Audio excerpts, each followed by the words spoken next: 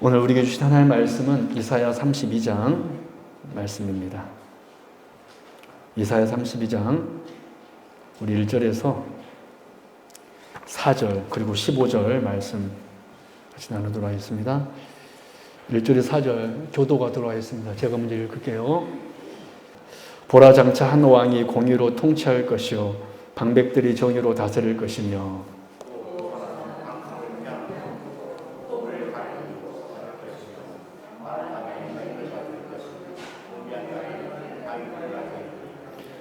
보는 자의 눈이 감기지 아니할 것이요 듣는 자가 귀를 기울일 것이며.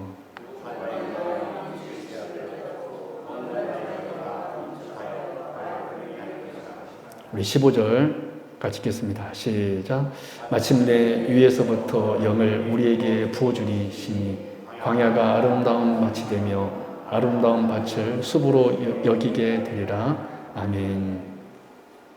네, 우리 성도님들 지난 3일 동안 다들 잘 지내셨죠? 네, 참 시간이 늘 하는 얘기지만 참 벌써 이렇게 수요일이 되고 또 내일은 목요일 또 좀 있으면 이제 토요일 주일 되는 것 같습니다. 근데 우리가 기억해야 될 것은 오늘 하나님의 말씀의 제목처럼 이렇게 빠른 시간 속에서도 우리는 하나님의 통치 속에 있다는 것을 여러분 믿을 수 있기를 바랍니다. 오늘 우리는 이사야 32장 말씀을 살펴볼 텐데요. 여러분, 이사야 31장을 통하여 이사야 선지자는 남유다를 위협하던 아수르의 패망을 예언하였습니다. 그런 다음에 32장에서는 하나님께서 남유다에게 한 왕을 보내주심으로 그로 인하여 공의로운 통치가 이루어질 것을 예언했습니다. 특별히 이 왕은 본질적으로는 바로 메시아, 즉 우리 주 예수 그리스도에 대한 예언이었습니다. 즉 우리 주님께서 자기 백성들에게 오셔서 의로운 통치를 하실 것이라는 그런 예언이었습니다. 그렇다면 여러분, 주님께서 다스리는 그 의의 나라는 과연 어떤 나라일까요? 하나님의 백성인 우리가 하나님의 장소에서 통치를 받으면 과연 우리에게 어떤 복과 어떤 은혜가 있는 것일까요? 오늘 이 밤 하나님께서 다스리는 그 나라, 참으로 진짜 왕이신 우리 주님께서 다스리는 그 나라는 어떤 나라인가? 오늘 같이 말씀을 통하여서 저와 여러분 모두가 그 하나님의 통치를 받을 수 있는, 하나님의 다스림 속에 있을 수 있는 주의 거룩한 백성 될 수 있기를 주님의 이름으로 축원합니다. 첫 번째, 하나님의 통치를 받으면, 우리가 하나님의 다스림 속에 있으면 어떤 은혜가 있냐면 세상과는 달리 참된 평안과 참된 안전이 주어집니다. 하나님의 통치를 받으면 참된 평안과 참된 안전이 주어진다는 것입니다. 우리 1절, 2절 같이 볼까요? 시작. 보라, 장차 한 왕이 공의로 통치할 것이요 방백들이 정의로 다스릴 것이며 그 사람은 광풍을 피하는 곳, 폭우를 가리는 곳 같을 것이며 마른 땅의 뇌물 같을 것이며 곤비한 땅에 큰 바위 그늘 같으리니. 여러분, 세상의 군주들은 오히려 강풍이나 폭우나 마른 땅이나 혹은 곤비한 땅과 같이 자신들의 백성들에게 어려움을 주는, 괴로움을 주는 경우가 대부분입니다. 그래서 여러분, 역사적으로 볼 때도 선한 왕보다는 악한 왕들이 훨씬 많았습니다. 여러분, 우리나라에서 세종대왕이라는 분이 계시잖아요. 다른 분들한테는 대왕이라는 칭호를 안 쓰는데 누구에게만 그 칭호를 쓰죠? 세종 임금에 대해서만 세종대왕이라는 칭호를 씁니다. 왜? 그 많은 조선시대 왕들이 있었지만 그 세종대왕이 참으로 귀한 왕이었다. 그만큼 사실은 선한 왕보다는 이 세상에서는 악한 왕들이 오히려 백성들을 괴롭게 하는 왕들이 훨씬 많다라는 거예요.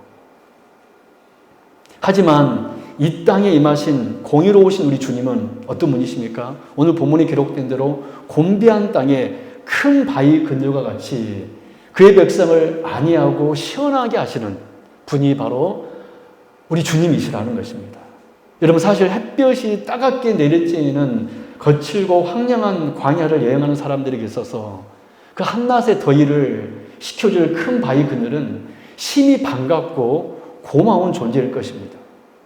이처럼 우리 주님은 이 땅에서 약하고 공핍한 자들, 즉 인생살이에서 지친 그 영혼들에게 참된 안식과 샘솟는 기쁨으로 인도해 주시는 구원자가 바로 우리 주님인 것입니다. 여러분 16절, 17절 말씀 보십시오. 같이 읽어볼까요? 시작. 그때에 정의가 광야에 거하며 공의가 아름다운 밭에 거하리니 공의의 열매는 화평이요 공의의 결과는 영원한 평안과 안전이라. 내 평안이 화평한 집과 안전한 거처와 조용히 쉬는 곳에 이르려니와. 그렇습니다. 우리 하나님께서는 의로 당신의 그 선한 뜻대로 하나님께서 말씀하신 그 약속의 말씀으로 우리를 다스리시는데, 그 나라는 어떤 나라입니까? 이렇게 평화와 안전이 있는 나라입니다. 그러면 여러분, 우리는 무엇을 바라봐야 되겠습니까? 바로 하나님의 의, 할렐루야. 하나님의 뜻, 우리는 그 뜻을 붙들고 살게 된다면 저와 여러분들의 삶은 놀랍게도 평안이 주어지고 안전이 주어진다는 사실입니다. 여러분, 실제로 하나님의 말씀으로 주님의 통치를 받았던 우리의 신앙의 선배들은 그 차가운 감옥 속에서도 참 평안과 참 안전을 누렸습니다. 여러분, 예를 들어 사도 베드로를 보십시오. 사도행전 12장 6절 같이 읽을까요? 시작. 헤롯이 잡아내려고 하는 그 전날 밤에 베드로가 두 군인 틈에서 두 쇠사슬에 매어 누워 자는데. 여러분, 사도 베드로는 사실 그렇게 되지는 않았지만 하나님께서 천사를 보내어서 그를 구해 주었지만 먼저 지금 야고보 사도는 순교당했습니다. 어쩌면 그 다음 차례가 베드로도 될 수 있는 그런 상황이었죠. 근데 지금 베드로는 그 내일 아침이면 사형에 처할 수 있었는데 지금 어떻게 하고 있습니까? 누워서 자고 있습니다. 여러분, 내일 사형당할 사람이 사형수가 편안히 누워 잘 수 있습니까? 여러분, 왜 그는 이 위기와 이 위협 앞에서 또 이렇게 평안히 누워서 잘 수 있습니까? 그는 그 감옥 속에서도 하나님의 통치 안에 있다는 것을 알았기 때문에 그렇습니다. 여러분, 그러므로 하나님의 통치를 받는 백성은요, 이렇게 평안합니다. 저는 우리 성도님들이 어떠한 삶의 어려움이 있을지라도 참 평안이 주어지기를 주님의 이름으로 축원합니다. 두려워 떠는 인생이 아니라 주님의 그 평안에 거하는 그 사람이 바로 진짜 하나님의 백성, 하나님의 다스림 속에 거하고 있는 그 복을 누리는 사람이라는 것입니다. 사도 바울도 그랬습니다. 여러분, 사도행전 16장 24절 25절 같이 읽겠습니다. 시작. 그가 이러한 명령을 받아 그들을 깊은 옥에 가두고 그 발을 착고에 든든히 채웠더니 한밤중에 바울과 실라가 기도하고 하나님을 찬송하며 제수들이 듣더라. 여러분, 솔직히 말해서 이거 이상한 사람들 아닙니까? 솔직히 이상한 사람들 아닙니까? 여러분, 지금 매도 얼마나 많이 맞은지 모릅니다.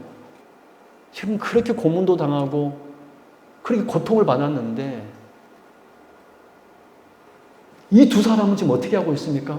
기도하고 하나님을 찬송하고 있습니다. 왜 그랬을까요? 사도 바울과 실라 역시도 그 발에 착고가 채워 있는 구속된 몸이었지만, 갇힌 몸이었지만 오히려 그들은 하나님의 통치를 받는 하나님의 백성들이었기 때문에 그 감옥에서도 구속된 몸이었지만은, 갇혀있는 몸이었지만은, 고통받는 몸이었지만은 오히려 그곳에서 하나님을 찬양하며 기뻐할 수 있었던 것입니다. 기도할 수 있었던 것입니다. 할렐루야. 그러면 여러분, 주님이 다스리는 그 나라에 살고 있는 사람들은 어떤 은혜가 있습니까? 참 평안과 세상에 줄 수 없는 참 안전이 있다라는 거예요. 심지어 인간적으로는 도저히 평안할 수 없는 그런 상황에서도 누릴 수 있는 평안과 안전입니다. 저는 이 평안과 안전, 여기 계신 여러분들이 다 누릴 수 있게 되기를 주님의 이름으로 축원합니다.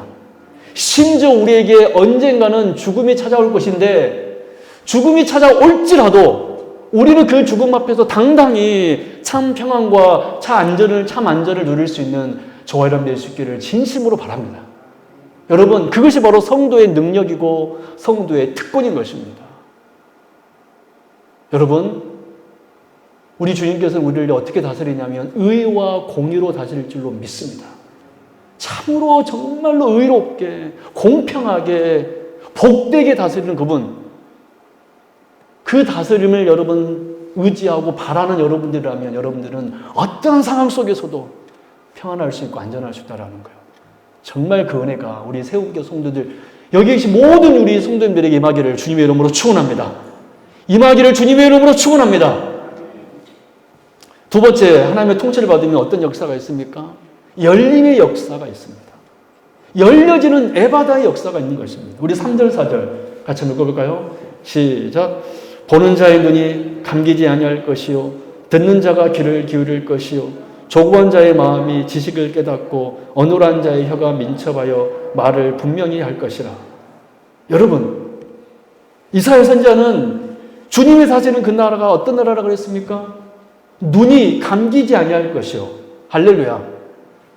귀가 열릴 것이요, 할렐루야. 어눌한 자의 혀가 민첩하여 말을 분명히 할 것이다 그랬습니다.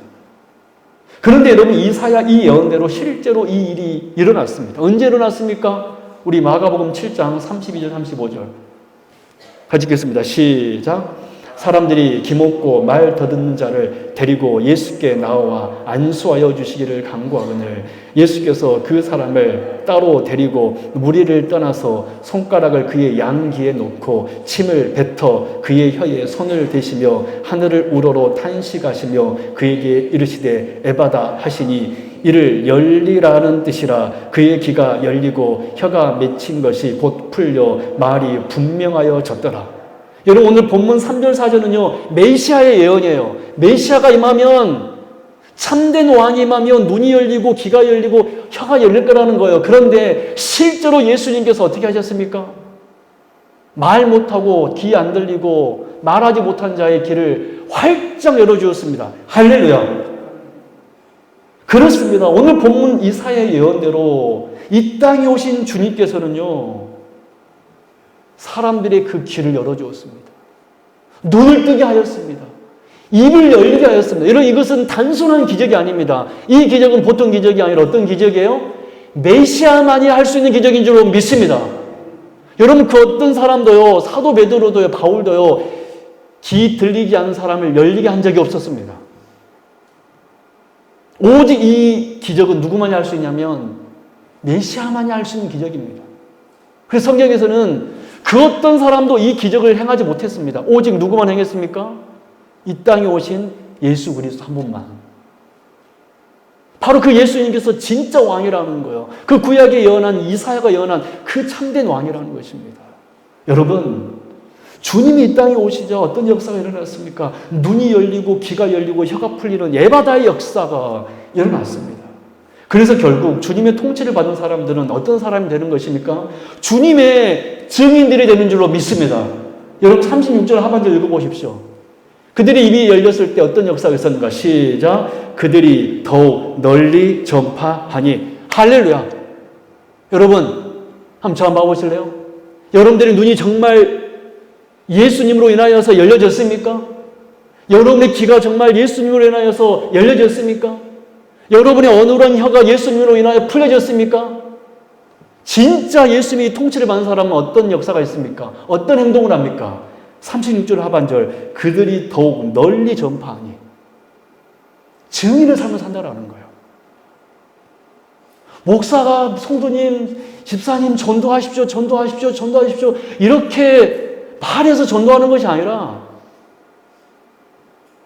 정말 주님의 통치를 받는 사람들은 어떻게 한다라는 거예요? 전한다는 것입니다. 믿으십니까? 왜요? 입이 열렸기 때문에. 눈이 열렸기 때문에. 귀가 열렸기 때문에. 할렐루야. 저는 우리 여기 계신 모든 주의 백성들이 진짜 하나님의 통치를 받은 에바다의 역사를 경험한 주의 거룩한 백성들인 줄로 믿습니다. 어디 이뿐입니까? 여러분, 마가복음 15장 37절 39절도 보십시오. 같이 읽겠습니다. 시작. 예수께서 큰 소리를 지르시고 숨지시니 이에 성소 휘장이 위로부터 아래까지 찢어져 둘이 되니라. 예수를 향하여 섰던 백부장이 그렇게 순주심을 보고 이르되 이 사람은 진실로 하나님의 아들이었도다 하니라. 여러분 놀랍지 않나요? 심지어 예수님을 십자가에 매달아 사형 집행하던 이 백부장도 예수님으로 인하여 눈이 열리고 귀가 열리고 입이 열려져서 뭐라고 말했습니까? 십자가에 매달려 죽은 예수를 향하여서 뭐라고 했습니까? 그는 진실로 누구였다? 하나님의 아들이었도다. 여러분 하나님의 아들이라면 죽어야 됩니까? 여러분 죽지 말아야 됩니까? 죽지 말아야 됩니다. 어떻게 하나님이 죽을 수 있습니까? 그럼에도 불구하고 그 십자가에서 정말 비참하게 죽는 예수를 향하여서 이 백부장은 뭐라고 외쳤습니까? 그는 진실로 누구였다? 하나님의 아들이었도다. 왜 그렇죠?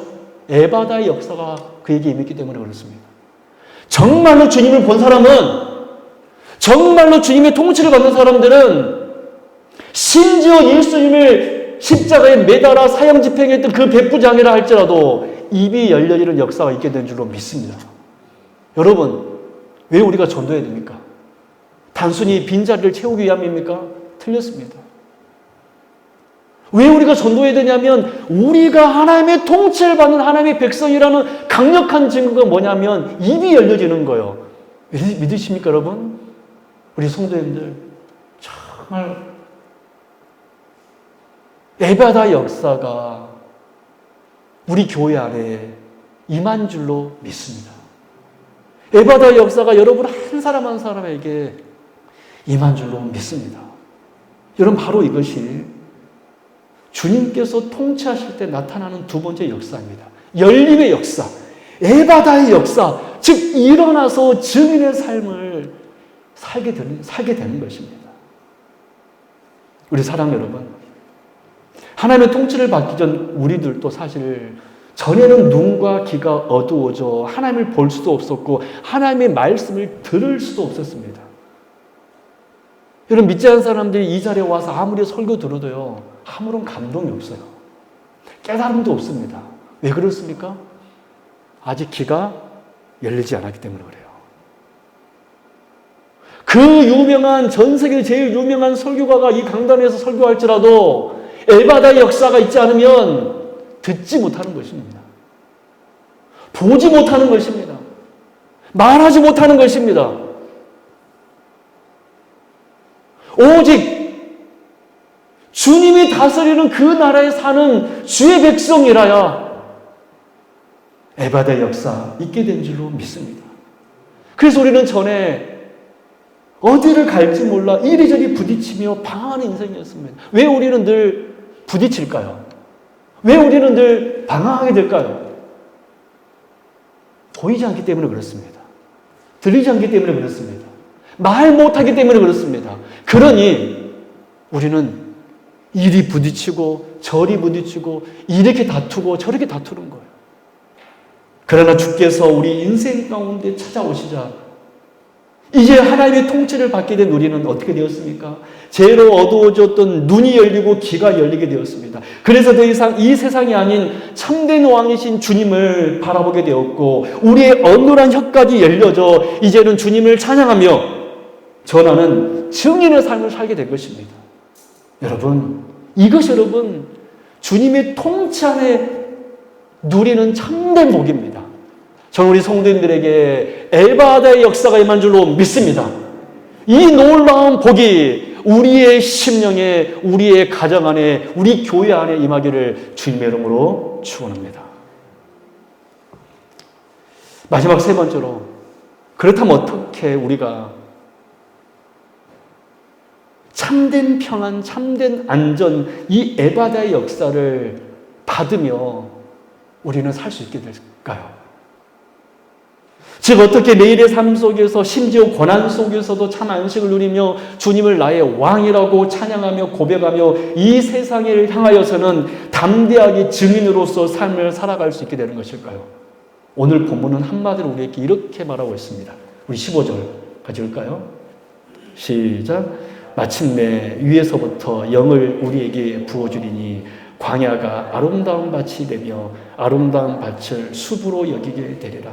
여러분 어떻게 그 바싹 마른 광야가 아름다운 밭이 됩니까? 밭 정도가 아니라 어떻게 숲을 이룰 수 있습니까?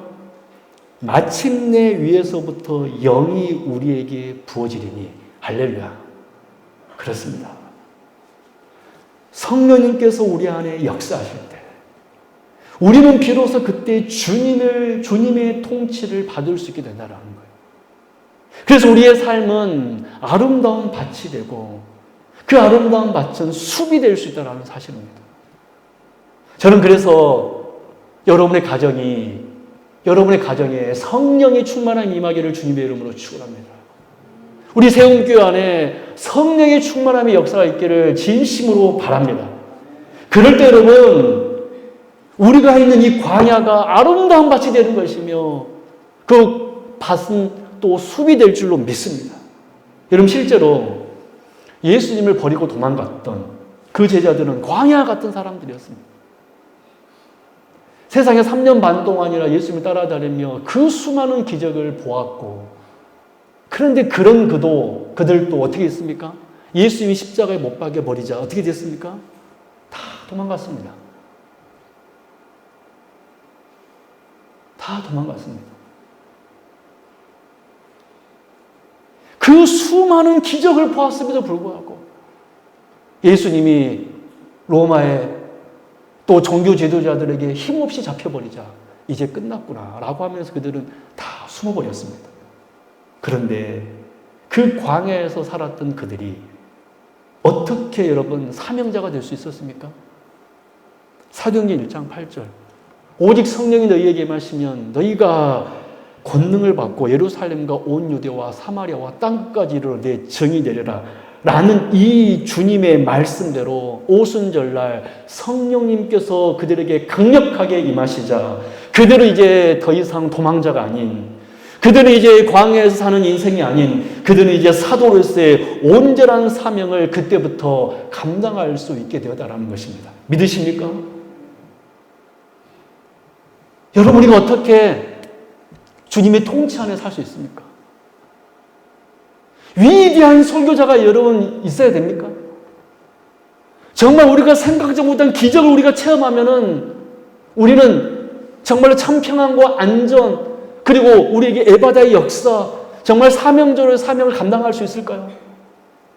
물론 그 모든 것들은 하나님께서 도구로서 사용할 것입니다. 그러나 더 본질적으로 중요한 것은 뭐냐면 마침내 위에서부터 우리에게 영이 부어지리니 오직 성령님께서 우리 안에 내주하실 때만이 우리가 하나님의 통치 안에 있게 될 줄로 믿습니다.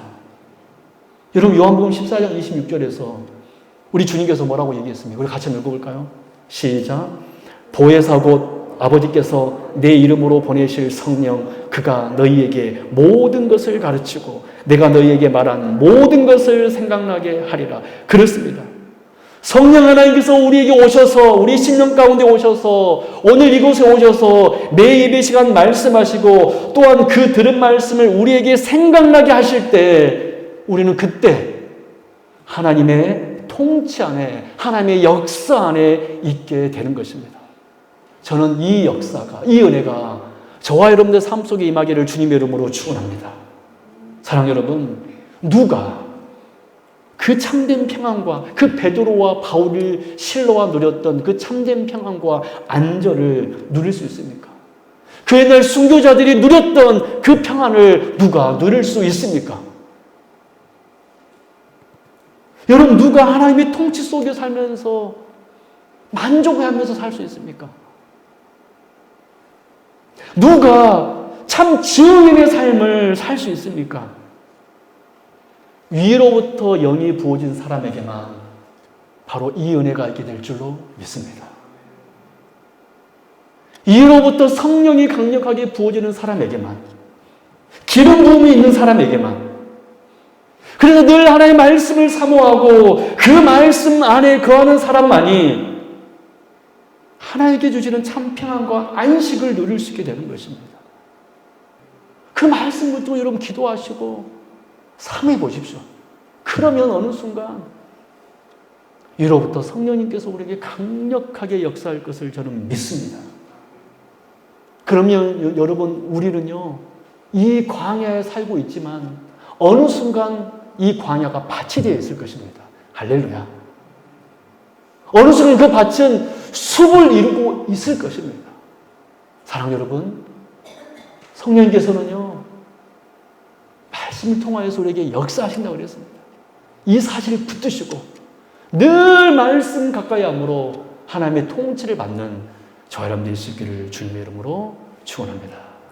말씀에 들어가겠습니다.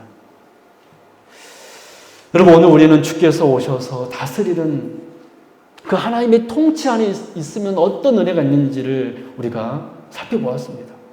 주님은요, 의와 공의로 당신의 그 선한 뜻으로, 의지로, 말씀으로 우리를 다스리십니다. 그 다스림을 받으면 그의 백성들은 참 평안과 참 안식이 있습니다. 그 다스림을 받으면 에바다의 역사가 있게 됩니다. 저는 우리 성도님들에게 정말 성령님께서 부어주셔서, 내주하셔서, 임재하셔서 그 말씀으로 하나님의 통치를 받아 여러분의 삶이 정말 주님 안에서 참된 복과 안식을 누리는, 그래서 참된 증인의 삶을 살아가는 여기 모든 우리 주의 백성이 될 수 있기를 주님의 이름으로 축원합니다.